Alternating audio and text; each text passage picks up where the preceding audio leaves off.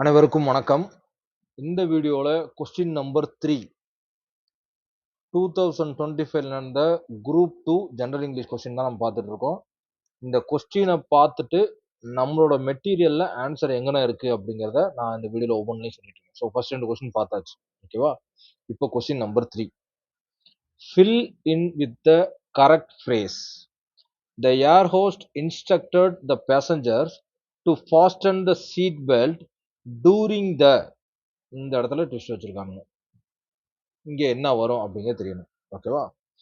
Shut down, work out, take off, warm up. Okay right. இத ஓரளவு நமக்கு knowledge இருந்தாலே ஈஸியா கண்டுபிடிக்கலாம். Air host instructed the passenger to fasten the seat belt during the take off. Air ஹோஸ்ட்ங்கிறது aeroplane சம்பந்தப்பட்டது. So aeroplane வந்து take off ஆகுது அப்படிங்கிறத நம்ம இந்த வேர்டை நம்ம இயல்பாவே நம்ம பேச்சு வழக்கில் நம்ம யூஸ் பண்ணுவோம். கரெக்டா? டேக் ஆஃப்ங்கிற வேர்டை ஈஸியா நம்ம என்ன செஞ்சிருக்கலாம், இதோட கனெக்ட் பண்ணி ஆன்சரை கண்டுபிடிச்சிருக்கலாம். அதே சமயம் சரி ஓகே டேக் ஆஃப்னு ஒரு ஈஸியா கொடுத்தனால நம்மளால கண்டுபிடிக்க ஒரு ட்விஸ்ட் அடிச்சிருந்தா நம்ம கஷ்டம் தான். பட் நம்மளோட மெட்டீரியல் நான் கொடுத்தேன் இல்லையா, ஃப்ரேசல் வெப்ஸ்ல 10th ஸ்டாண்டர்ட்ல இருந்து இந்த கொஸ்டின் வந்திருக்கு. ஓகேவா?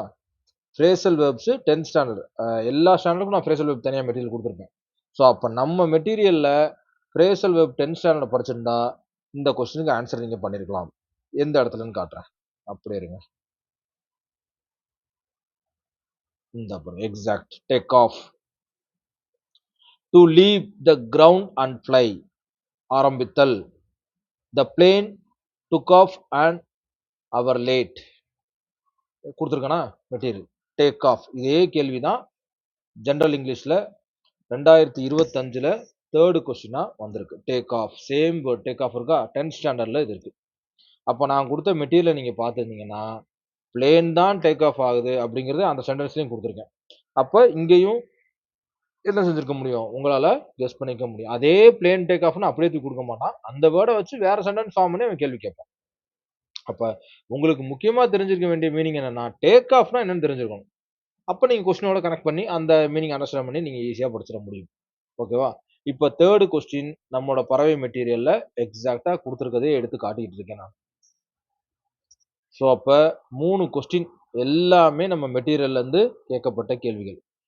இப்பதான் ஒவ்வொன்றா நானே அனலைஸ் பண்ணிட்டு இருக்கேன். எத்தனை கேள்வி தான் வருதுன்னு பார்ப்போம். ஓகேவா?